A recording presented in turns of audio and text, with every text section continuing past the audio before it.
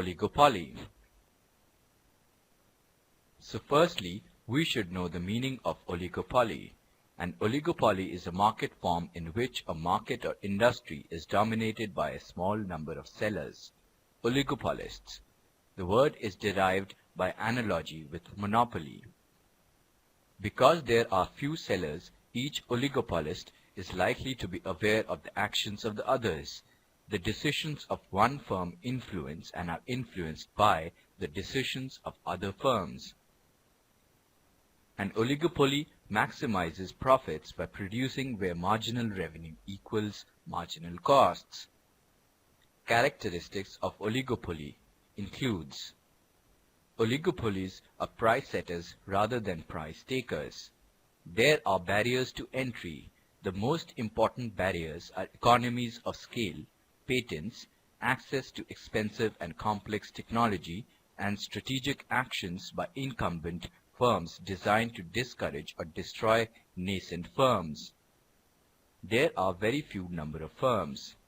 Oligopolies can retain long-run abnormal profits because of barriers to entry. Product differentiation is common here. The market participants have perfect knowledge about each other. With oligopoly, which we should understand in duopoly, a true duopoly is a specific type of oligopoly where only two producers exist in one market. In reality, this definition is generally used where only two firms have dominant control over a market. In the field of industrial organization, it is most commonly studied form of oligopoly due to its simplicity. The most commonly cited duopoly is that between Visa and MasterCard, who between them control a large proportion of the electronic payment processing market. We will further study about both duopoly and oligopoly in detail. After studying this lesson, you should be able to analyze the characteristics of oligopoly, understand the concept of duopoly, analyze collusive oligopoly vis-a-vis non-collusive oligopoly, know the barriers to entry in a market, understand game theory applications to oligopoly. Now let's start with the models of oligopoly, which we call as Kinked demand curve model. This can be classified as Sweezy's model of Kinked demand curve, Hall and Hitch version of Kinked demand curve. The essential difference between these two versions is that Sweezy's model is based on marginalist approach with the hypothesis that even an oligopolistic firm aims at profit maximization. In contrast, the Hall and Hitch version rejects the marginalist approach of profit maximization. It argues that under oligopoly, firms aim at fair profit and follow the full cost principle in determining the price. In 1939, separate economists concurrently published papers that introduced the idea of Kinked demand. The first of these was Paul M. Sweezy, a Marxist economist from Harvard, who published Demand Under Conditions of Oligopoly. In this paper, Sweezy argues that an ordinary demand curve does not apply to oligopoly markets. Instead, Sweezy promotes the use of a kinked demand curve. Sweezy derives his kinked demand curve by considering how rivals react when one firm changes the price of a good. Sweezy argues that competing firms react differently depending on whether price increases or decreases. He claims that when one firm increases its price, competing firms will not change their prices. The competing firms will gain more customers and have no incentive to change their prices. When one firm decreases its price, customers will switch from competing firms to firm that cut its price. In reaction, competing firms cut their own prices to gain back their customers, triggering a price war. From the point of view of an individual firm, increasing price will likely lose many customers and decreasing price will not gain additional customers. Firms therefore have little incentive to change prices. Sweezy explains that these phenomena cause demand curves to have a corner, or kink, at the market price of the good. The kink in the demand curve causes the marginal revenue curve to be discontinuous when price equals P. As this diagram shows, an increase in marginal cost may not change the market price. If the marginal cost curve does not shift beyond the gap between marginal revenue curves, the optimal price will not change or will be sticky. The idea of price stickiness is antithetical to the Chicago economists' assumptions, which asserts that market clear quickly and that price change rapidly with changes in marginal cost. Robert Lowe Hall and Charles Johnston Hitch wrote the second seminar paper on kinked demand also in 1939. Hall and Hitch pushed the boundaries of classical theory even further. Unlike Sweezy, Hall and Hitch also provide an explanation for how prices are initially set at the kink. They find that firms set prices based on a traditional idea of full cost. The idea of full cost further defies classical theory, stating that not only does price stickiness exist, but the conventional MR and MC curves do not accurately reflect methods of price setting by the firms. And thus, in this way, both economists define kinked demand curve model with their respective views. After discussing models of oligopoly, now let's discuss models of duopoly. Bertrand's duopoly model, Edgeworth's model of duopoly, Stackelberg's duopoly model. Bertrand's competition is a model of competition used in economics, named after Joseph Louis Francois Bertrand, 1822 to 1900. It describes interactions among firms, sellers, that set prices and the customers, buyers that choose quantities at that price. The model rests on the following assumptions.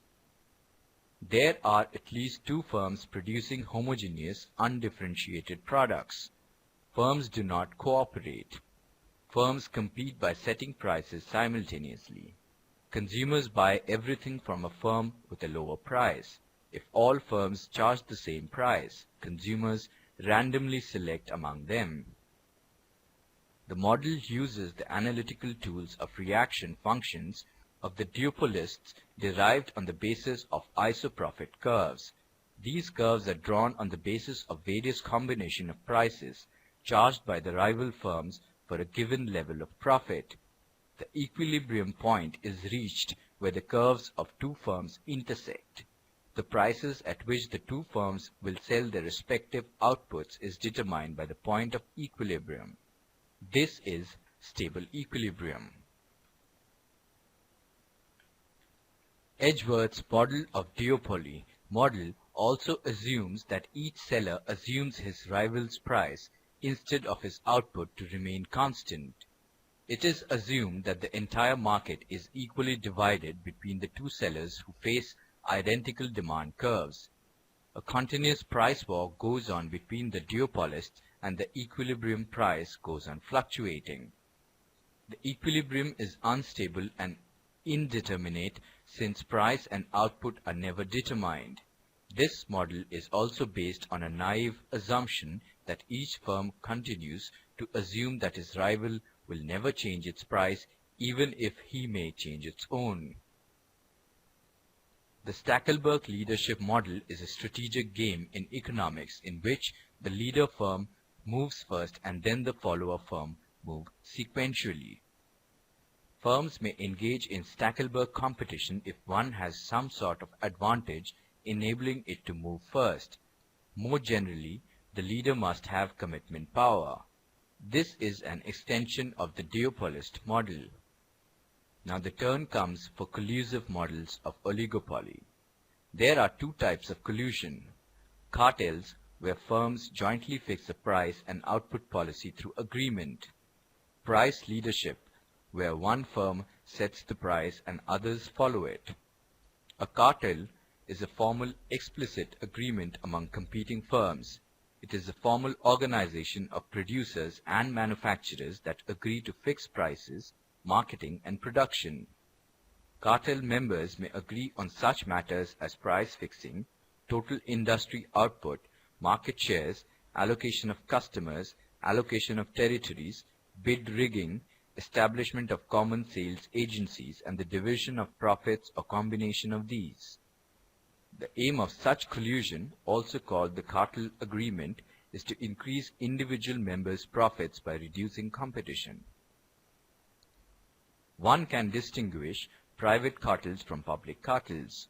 In the public cartel, a government is involved to enforce the cartel agreement, and the government's sovereignty shields such cartels from legal actions.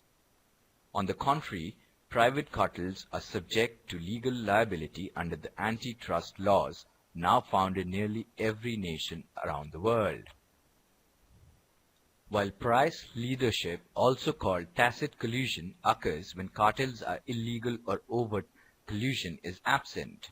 Put another way, two firms agree to play a certain strategy without explicitly saying so.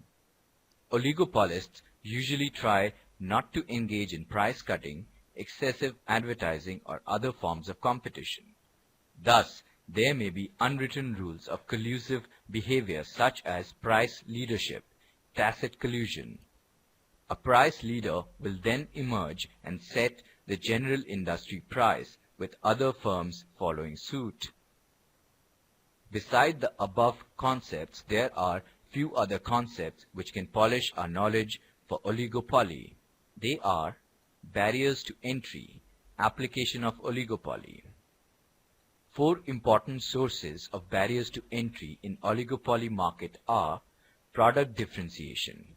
A firm may have convinced consumers that its product is significantly better than the product of new entrants. The new firm may be forced to sell at lower price and reduce profit through the existing product may not essentially be superior. Control of inputs by existing suppliers. Examples are scarcity of natural resources, locational advantages, and managerial talent. Legal restrictions. Examples are patents, licenses, exclusive franchises granted by government. Scale economies. A new firm entering the industry on a small scale will have higher average cost of production. On the other hand, large-scale entry may require gauge, capital organization, etc. Thus, the ability of existing firms to expand gradually as compared to the need for new entrants to start out with considerable production capacity can be a substantial advantage for existing firms. Automobile industry. Applications of oligopoly includes oligopoly finds a major share in modern economic scene. Oligopolistic industries are quite diverse and widespread, covers almost all production areas. As the number of firms increase but with no exact number, oligopoly becomes monopolistic competition. Under oligopoly, firm is relatively large compared to the overall market. It has a substantial degree of market control. It does not have the total control over the supply side as it happens in the case of a monopoly. There is interdependence among firms in an industry, which is a key feature of oligopoly. The actions of one firm depend on and influence the actions of another. The interdependence of firms creates a number of economic issues. Now the last topic for discussion is time element in the game theory. Game theory attempts to mathematically capture behavior in strategic situations in which an individual's success in making choices depends on the choices of others. There are two main branches of game theory: cooperative and non-cooperative game theory. Non-cooperative game theory deals largely with how intelligent individuals interact with one another in an effort to achieve their goals. That is the branch of game theory I will discuss here. In addition to game theory, economic theory has two other main branches: decision theory and general equilibrium theory. All are closely connected to game theory. Decision theory can be viewed as a theory of one-person games or a game of a single player against nature. The focus is on preferences and the formation of beliefs. This is the most widely used form of decision theory.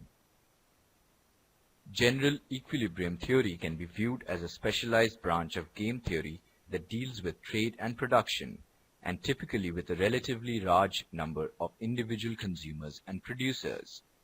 It is widely used in the macroeconomic analysis of broad-based economic policies, such as monetary or tax policy, in finance to analyze stock markets, to study interest and exchange rates and other prices. Now let us check if we have understood the various concepts discussed in this lesson clearly. A cartel is a formal agreement among competing firms to fix minimum price to be prevailed in market. Right or wrong? Right. As the number of firms increase, but with no exact number, oligopoly becomes monopolistic competition. Right or wrong? Right. An oligopoly maximizes profits by producing where marginal revenue exceeds marginal costs. Right or wrong? Wrong. Let's revise the whole concept. Oligopoly is a situation in which only a few firms sellers are competing in the market for a particular commodity. Under oligopoly, each firm controls an important proportion of the total supply. The demand curve of an individual firm under oligopoly is not known and is indeterminate. Oligopolistic firm may form cartel or enter into collusion. There may be barrier to new entrants. Theories of oligopoly are divided into three broad groups, namely models of non-collusive oligopoly, models of collusive oligopoly, and managerial theories. The models of non-collusive oligopoly include Course-ware model, Kinked demand curve model, and other duopoly models. The collusive oligopoly models have cartel and price leadership. There are four important sources of barriers to entry, such as product differentiation, control of inputs by existing suppliers, legal restrictions, and scale economies.